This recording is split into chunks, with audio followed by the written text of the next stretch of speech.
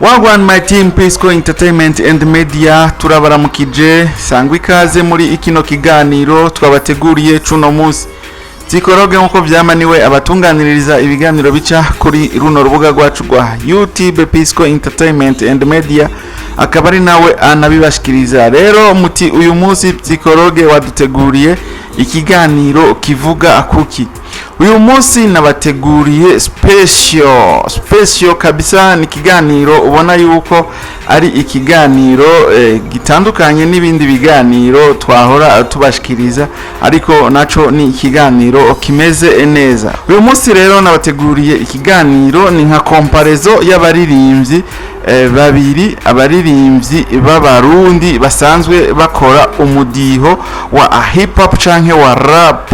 Uvuze umwe mu gihugu c'u Burundi uca umwumva n'ubundi. Ngira ngo muza mwamaze kubibwira bano baririmbyi tugiye kuvuga ko ni umuririmbyi B-Face On The Flo yamenyekanye ku izina rya B-Face On The Flo hamwe n'uwitwa Fabilove. Fabilove muramuzi, nawe ni umuraperi akomeye cyane mu gakino k'umuziki wo mu gihugu c'u Burundi. Rero gumana natwe tubabwire ivyaba bagabo babiri canke bano bastare babiri, turaza kubabwira aho batanguriye n'igihe batanguye kumenyekana. Ngira ngo kugira ngo bamenyekane Burundi bwose byoba byavuye ku mahiganwa yashoboye kuba, ndaza kubabwira nayo mahiganwa ukuntu yaratunganijwe kugira ngo bandike izina mu gihugu cose, bashobore kumenyekana igihugu c'u Burundi cose, kugira ngo izina B-Face rishobore kumenyekana mu Burundi, kugira na Fabilove izina ryiwe rishobore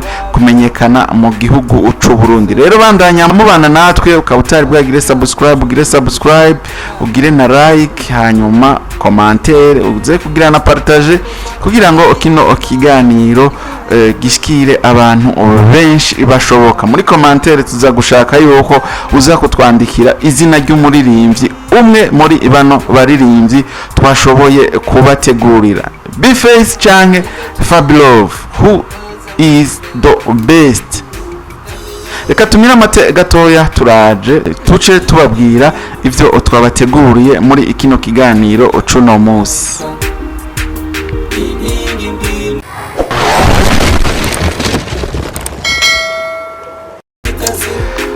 Turasubiye kubaramutsa sangwa ikaze mu idonido rya kino kiganiro. Nkuko nari nabibabwiye mu ncamake, uyu munsi nabazaniye comparison between aba bastare babiri, umustare yitwa B-Face On The Flo hamwe n'umustare yitwa Fabilove. Abo n'abaririmbyi basanzwe bakora umudiho wa hip hop canke umudiho wa rap mu gihugu c'u Burundi. Uvuze B-Face ubundi nawe aca yumva Fabilove, canke uvuze Fabilove ubundi nawe yumva B-Face.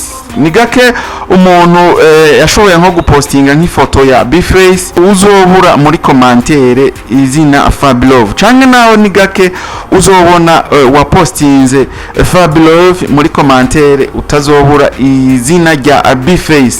Muti mbega B-Face na Fabilove bamenyekanye muri ako gakino ryari?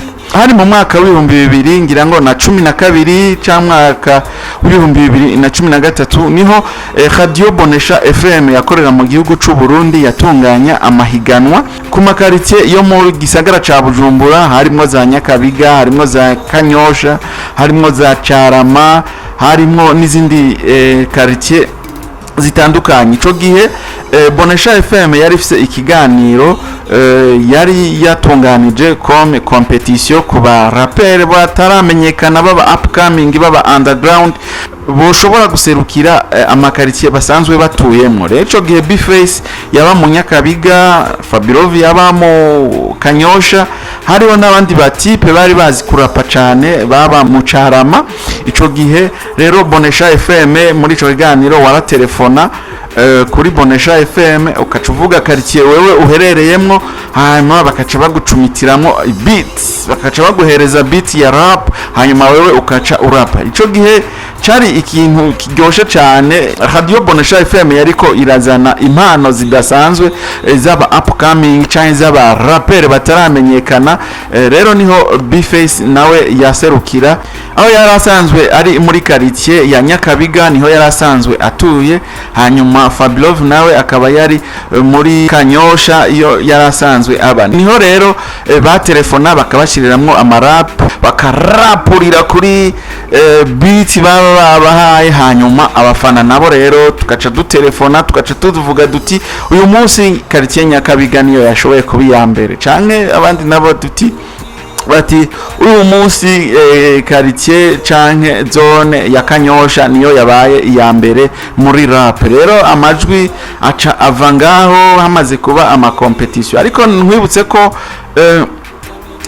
Fabilove na B-Face aribo bashoboye gushika muri finale, ariko hakaba hariho n'abandi bo mu Carama batashoboye kuboneka muri finale, kandi warumva yuko ari abarapere bakomeye cyane. Ico gihe ngira ngo kumbura iyo bagahashika nabo bagashika muri finale, kumbura hari n'ari bo bari guhava batwara ikibanza ca mbere, kuko waye wumva rap yabo n'ukuntu bari batowe warabona yuko abatipe bo mu Carama bari bakaze cyane kuri rap. Ngira ngo abantu mwakurikira Radio Bonesha FM, mwakurikira bijya biganiro by'aba Jojo Paparazzi, ba Devi Carmel, mwarashoboye kurikirana ivyo biganiro byaca kuri Bonesha FM. Ngira ngo ikiganiro akiwacu murakizi, cari ikiganiro cazanye abaririmvyi bakomeye uyu munsi nk'aba Satubi, indirimbo zabo zasohoka tuza twamaze kumenya yuko ziza gusohokera kuri akiwacu. Rero Radio Bonesha FM yari yakoze igikorwa akimeze neza. Niho rero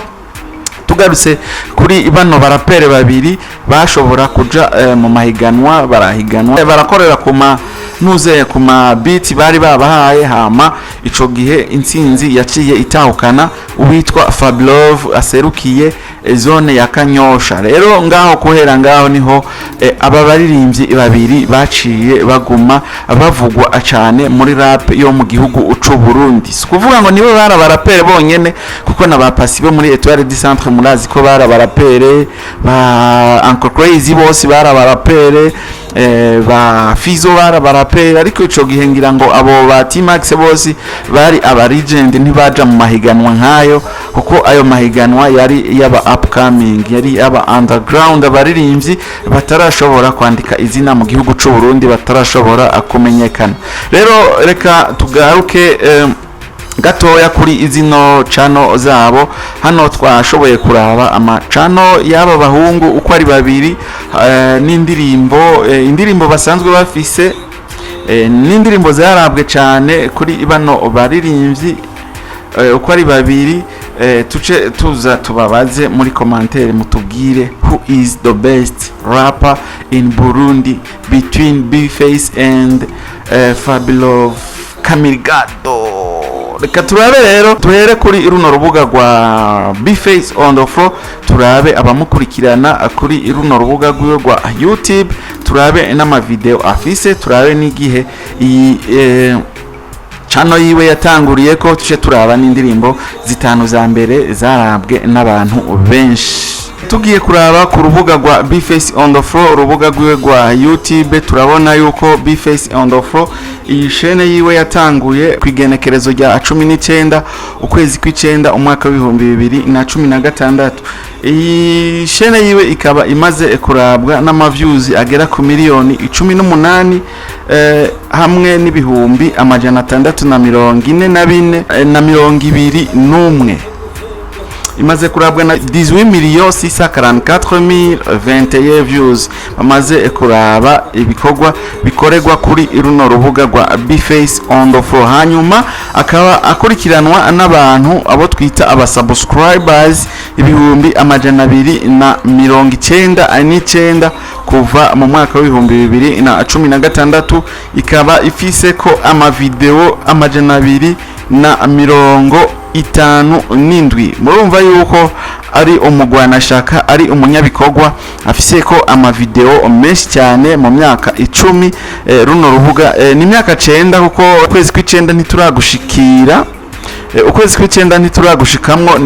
Rero tukaba runo rubuga rwiwe rukaba rumaze imyaka 9 rukaba rufise ama video agera ku majana 257. Hanyuma indirimbo ziwe zimaze kurabwa cyane akaba ari indirimbo yitwa Anosara imaze kurabwa ni miliyoni 3 hamwe n'ibihumbi amajana 3 mu myaka 2 irenganye. Murumva yuko iyo ndirimbo yakunzwe cyane mu ndirimbo z'uyu muririmvyi yitwa B-Face. Hanyuma hakacabaho indirimbo yitwa wungutse iki iyo ndirimbo nayo imaze kurabwa n'umuriyoni n'ibihumbi amajana 3 ikaba imaze amezi 3. Murumva yuko iyi ndirimbo nayo ari indirimbo ikaze cyane, indirimbo imeze neza, imaze gukundwa kuko mu mezi 3 imaze kuba ikwije umuriyoni ibihumbi amajana 3. Ucubona yuko iyo ndirimbo ari indirimbo yamaze gukundwa. Hariho n'indirimbo yitwa Oya, indirimbo igira gatatu, ni indirimbo ifise umuriyoni n'ibihumbi amajana 2 ikaba imaze amezi 7 iri kuri runo rubuga rwa B-Face On The Flo. Akacabaho n'indi ndirimbo yitwa Kumushaha, ngira murayizi ni indirimbo yasubiyemwo indirimbo yo muririmvyi Ikidumu. Iyi nayo ikaba ifise umuriyoni umwe mu kiringo c'imyaka 2. Mwibutse rero yuko B-Face izi ndirimbo ziwe zose ziri mu mudiho wa R&B atari mu mudiho wa rap. Indirimbo zose zashikanye umuriyoni z'uyu muririmvyi B-Face yamenyekanye nk'umuraperi wo mu Burundi akomeye cyane. Izi ndirimbo zashoboye gushikana umuriyoni nta nimwe iri mu mudiho wa rap. Reka tuve rero kwa B-Face tuze kuri Fabilove, turabe Fabilove mbega urubuga rwiwe rwatanguye yari, turabe n'ama video yoba afise, turabe n'indirimbo ziwe zoba zimaze gukundwa cyane. Fabilove nawe kuri YouTube turabona yuko ari kuva ku igenekerezo rya 24 ukwezi kwa gatandatu umwaka wa 2019 akaba afise 1,20,117 views. Murumva yuko afise umuriyoni umwe n'ibihumbi 200 hamwe n'ijana na 17 z'ama views kuva uru rubuga rwiwe rutanguye kubaho kuva mu mwaka w'ibihumbi 2019. Hanyuma uyu Fabilove akaba amaze kuronka abasubscribers bagera kuri ku bihumbi 39 hamwe n'ibihumbi amajana 4 barenga bamaze kugira subscribe kuri ino channel yiwe ya Fabilove official. Akaba afise ko ama video 77. Murumva yuko Fabilove ata ama video menshi yoba amaze gukora ugiye kugereranya hamwe na B-Face ageze mu majana 257. Hanyuma indirimbo ziwe rero zakunzwe zitwa ko zakunzwe mu ndirimbo 5 za mbere nta ndirimbo nimwe ishikana umuriyoni. Indirimbo yitwa ko ari ya mbere ni indirimbo yitwa Hip Hop, ni indirimbo ifise ibihumbi 113 vy'ama views mu kiringo c'umwaka umwe. Iyo niyo ndirimbo yiwe yoba yitwa yuko imaze kurabwa n'abantu benshi. Hanyuma hariho yitwa Master, iyo ndirimbo nayo ikaba ifise ibihumbi 108 bamaze kuraba ino ndirimbo ikaba imaze imyaka 5. Hariho iyindi yitwa King Fabilove nayo imaze kurabwa ibihumbi 89 mu kiringo c'imyaka 3. Hariho indirimbo yitwa Ntaco Wanze, indirimbo imaze kurabwa n'ibihumbi 82 ikaba imaze imyaka 6. Indirimbo ya gatanu nayo ni Hip Hop, ngira ngo si video ni nka audio lyrics, ikaba imaze kurabwa n'ibihumbi 57 mu kiringo c'umwaka. Murumva yuko hagati ya B-Face na Fabilove ku bantu basanzwe bamukurikirana hariho ubudasa, ariko izi ndirimbo za Fabilove zose ziri mu mudiho wa hip hop, ariko kwa B-Face naho ziriya zabushoboye gushikana umuriyoni akaba ari imikinyuro yakoze kugira ngo arabwe n'abafana benshi, kugira ngo arabwe n'abantu benshi batandukanye, zikaba ziri muri R&B. Rero ikiganiro nabateguriye nico cavuga kuri B-Face ukuntu yaje mu muziki na Fabilove ukuntu baje mu muziki. Rero wewe kubgawe nkuko usanzwe wemera rap, nkuko usanzwe uzi hip hop, wewe ninde agushimisha muri bano barape babiri hagati ya B-Face na Fabilove? Qui est le meilleur rappeur burundais entre les deux artistes burundaises B-Face On The Flo et Fabilove? Nani mkali katika hawa wajamaa wawili, hawa waimbaji wawili, hawa rappers wawili, B-Face On The Flo na Fabilove, Shanboy Fabilove wa Burundi? Rero duhurire muri commentaire utubwire hagati ya B-Face na Fabilove umuririmvyi agushimisha, umuririmvyi ashoboye rap muri ikano gakino muri industry ya hano iwacu. Hagati y'aba baririmvyi babiri sinababwiye muze kuzana abandi ba Monago, ndazi ko ba Monago bunyi aribo bariko baraza, ariko bariko baranagura uno muziki wa rap. Ariko nababajije hagati ya Fabilove na B-Face nani mkali? Duhurire muri commentaire, wewe uandika Fabilove canke wandike B-Face, aho uzoba uhejeje gutanga commentaire yawe. Rero ikiganiro nabateguriye nico, naho butamu kindi kiganiro. Imana ibahezagire. Psikologe ndabasezeye. Thank you.